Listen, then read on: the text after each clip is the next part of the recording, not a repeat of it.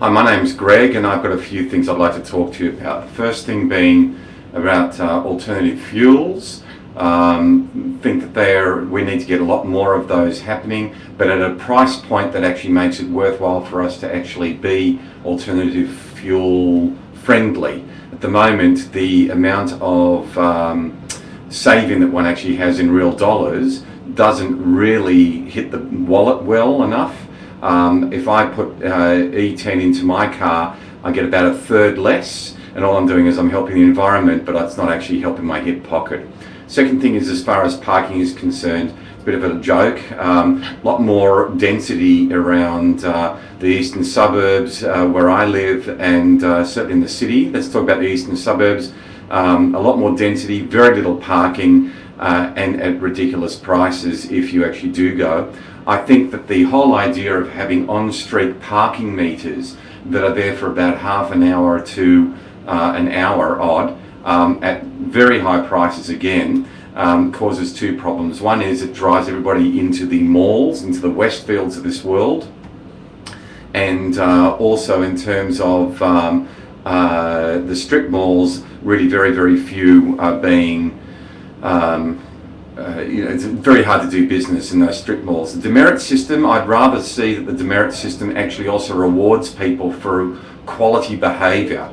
There's very little that's been shown towards, say, somebody like me that actually drives very appropriately. All I'm being done is hit for bad behaviour, but never rewarded for good behaviour. Say, for example, if I drive for 12 months without anything, I think I should go into a credit in case, God forbid, I actually go 50 in a 40 zone at the wrong time. In terms of police on the roads, I'd rather see a lot more being there to actually book real offences rather than just breath testing at odd times of the day. Public transport needs a huge upgrade. I catch the train every day from Edgecliff into the city. I do that because I don't want to actually get the bog of the city coming out.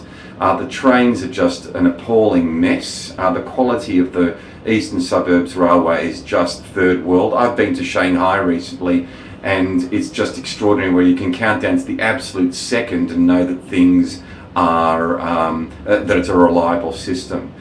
School safety zones, I think, are a great idea, but throughout all schools there should be flashing lights. I send my children because of, again, in the eastern suburbs, to private schools, not because I'm privileged, it's because we actually don't have great education systems in the eastern suburbs.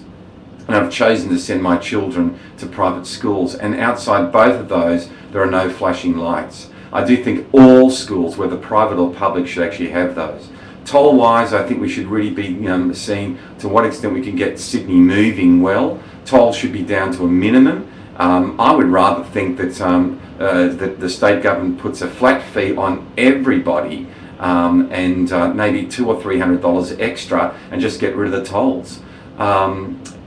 So we get the city moving very well. I do think an improvement has been with these e-tags, where there is that moving around, but I do think the toll costs should be reduced. Finally, traffic congestion. Traffic congestion is just an absolute, it's just so sad to see what's been going on within Sydney. The whole bus lane thing has a good idea, but the execution, where you're squeezing people out of the city without any commensurate improvement in public transport, particularly, say, rail, and the buses are just too congested, means that Sydney's just not moving around. So that's what I'd like to be able to actually say. You can then publish and stop.